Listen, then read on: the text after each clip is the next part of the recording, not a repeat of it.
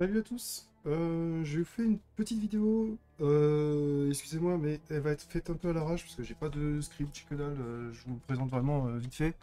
C'est un outil de type overlay pour pouvoir vous faciliter la vie dans le leveling, dans les actes. Dans les 10 premiers actes, si vous n'êtes pas des gros vétérans ou avoir fait 50 milliards de reroll, ça peut parfois être un peu compliqué de savoir où est-ce qu'on récupère les gemmes par rapport à son build, de savoir où aller, etc. Ou de gagner du temps, par exemple, sur les différents layouts de map, savoir s'il faut aller plutôt vers le haut, plutôt vers la droite, plutôt en haut, etc. Cet outil est autorisé par GGG. Ça fait déjà plusieurs leaks qu'il est en place. Il y a d'autres personnes qui ont fait des vidéos dessus et personne n'a eu de problème avec ça. Il s'agit de l'Iloken UI. À la base, ils font vraiment des overlays pour tout, que ce soit des cheat sheets à la Betrayal, à la Expédition, à la Delve ou à la Haste, par exemple. Avoir un peu plus d'infos sur les items, sur les maps, etc. Mais ce qui va nous intéresser aujourd'hui, c'est surtout le Act Tracker. En fait, c'est le leveling guide par défaut. Je vous mettrai bien sûr le lien en description, si je n'oublie pas. Mais sinon, c'est l'Iloken UI et vous tombez très rapidement sur le GitHub, si jamais j'oublie. Donc on active du coup le Act Tracker et il faut lui renseigner un build. Si vous cliquez directement ici, vous allez avoir un petit carré rouge pour vous dire que vous n'avez pas actuellement de guide de leveling.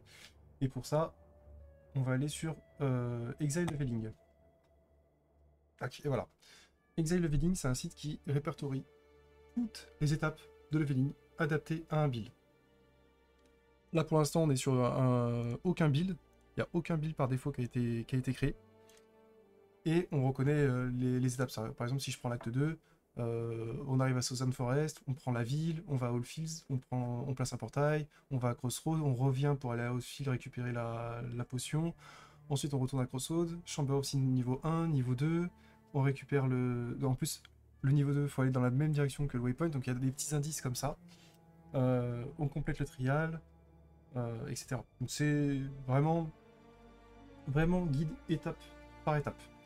Mais on peut aller encore plus loin. Si on a un POB bien configuré avec les gemmes de leveling, par exemple, etc., l'outil peut même nous dire à quel moment acheter les gemmes, à quel moment les récupérer, dans quelle quête, etc. Pour cela, on exporte le build. Donc là, c'est un Pathfinder classique. Je crois que c'est du poison de concoction, mais on peut le transformer en n'importe quel poison.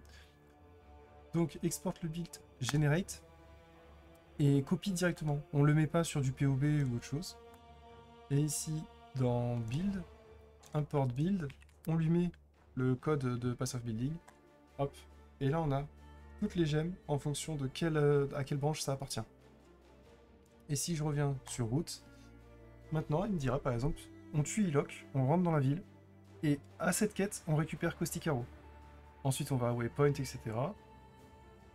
Ici, on récupère Shrapnel Ballista, Dash, on achète Warbanner, on achète Sniper Mark. À cette mission, on récupère Mirage Archer, on achète volet support, etc. Donc là, on a vraiment tout le détail. On peut adapter un petit peu. Par exemple, si je dis que je n'irai pas faire la librairie à l'acte 3, je peux dire que je suis pas league start. Bon, ça, c'est... Bonne question, à quoi ça sert. Dans le POB, il faut avoir bien configuré, en configuration ici, le bandit qu'on veut aider ou pas aider, ou tuer, par exemple. Donc voilà. Une fois qu'on a ça, on peut directement third party export pour exporter ceci. On retourne dans l'iLoken UI et ici importer. Donc moi il y avait écrit successful, donc c'était bon. Et maintenant, si je clique là, voilà, première étape. Donc normalement il va apparaître un peu plus bas et avec la petite case blanche ici, on peut drag et le mettre un peu ailleurs.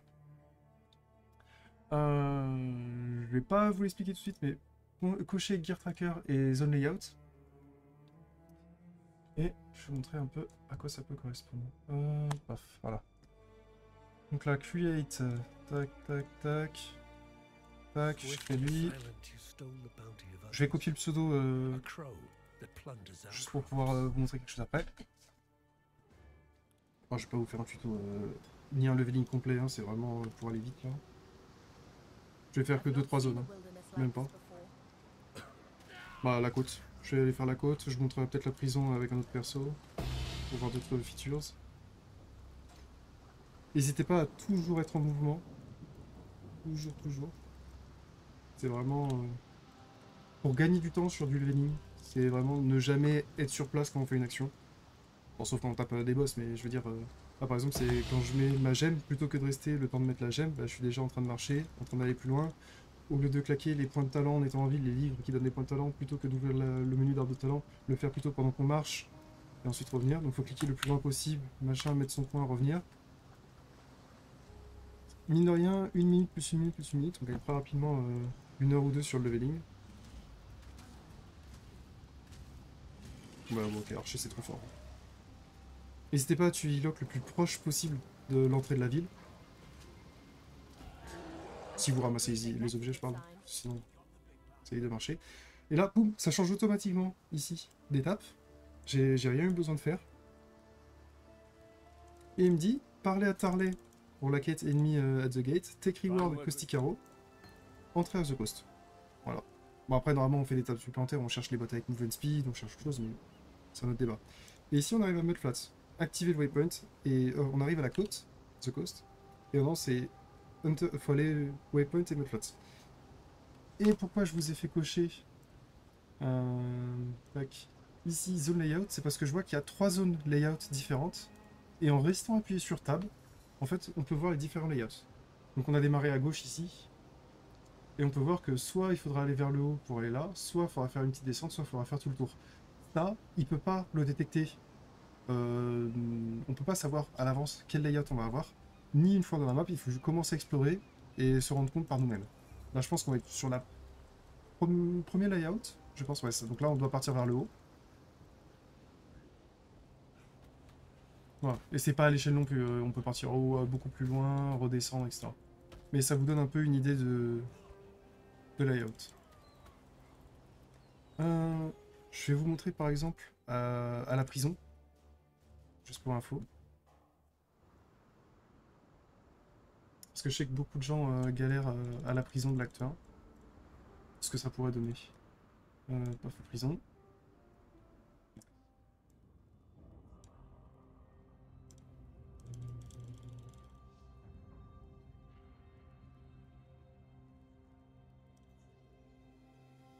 Non. Voilà, on est là.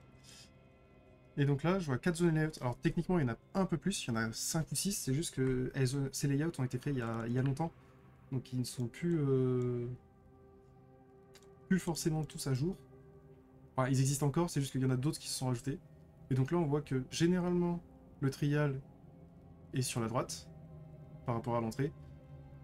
Et on voit tous les layouts différents possibles. Donc l'outil est vraiment, vraiment pas mal pour ça. Et je vois que si je tue à la fin... Voilà, par exemple, une fois que j'ai fini la quête de la prison, on dit retourner en ville, parler à Tarley, récupérer Smoke Mine et buy gem. Donc là, en fait, je peux directement aller ici, sur le truc des gemmes, et rester appuyé sur la molette de la souris, qui est la touche par défaut. Et ça me met normalement les gemmes que je dois acheter. Normalement, je dois les acheter en tant qu'archer, donc là, j'ai peut-être pas accès. Wither et Temporal Chain. Ah si, Wither. Non, Temporal Chain, j'ai pas, mais ça doit être... Ok, bon ça...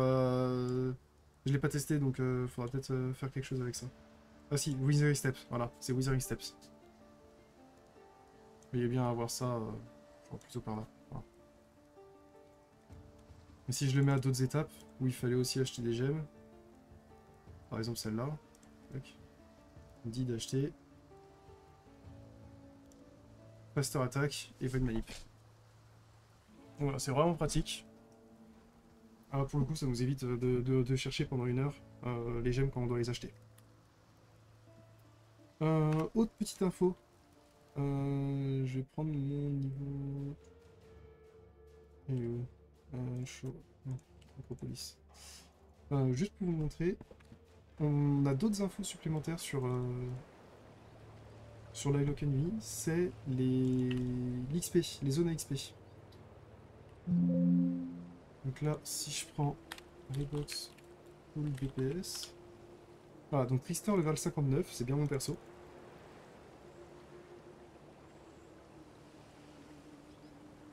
Donc là, je suis dans l'onglet général pour cette partie-là. Et donc là, il me dit, par exemple, la zone, c'est une zone 61. Et entre le niveau 53 et 65, je suis sûr de gagner toute l'XP des mobs. Donc c'est pratique, ça permet de savoir si on est, si on est trop under-level ou trop over-level. Par exemple, si je reviens, on va dire 2 actes en arrière, acte 7. Voilà, c'est pas assez. Zone 53.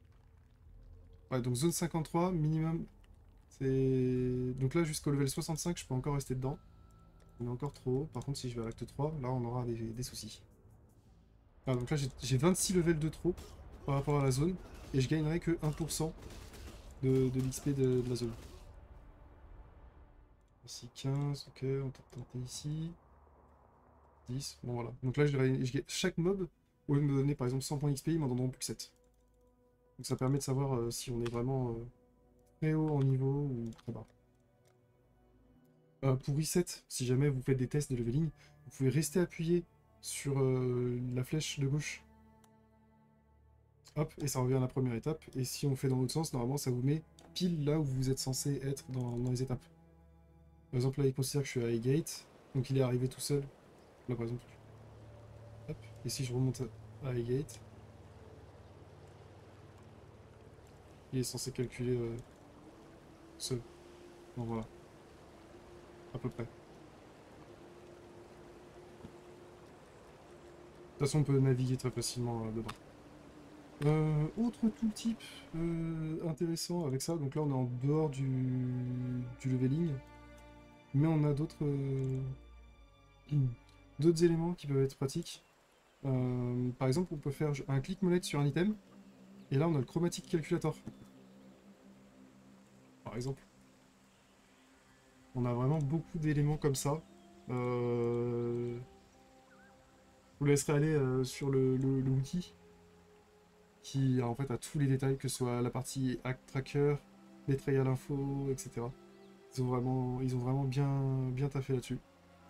On peut même avoir, par exemple, pour l'arbre de talent, un overlay pour dire à quoi ressemble l'arbre avec 10 points, avec 20 points, avec 30 points, en fonction de ce qu'on a sur le POB ici.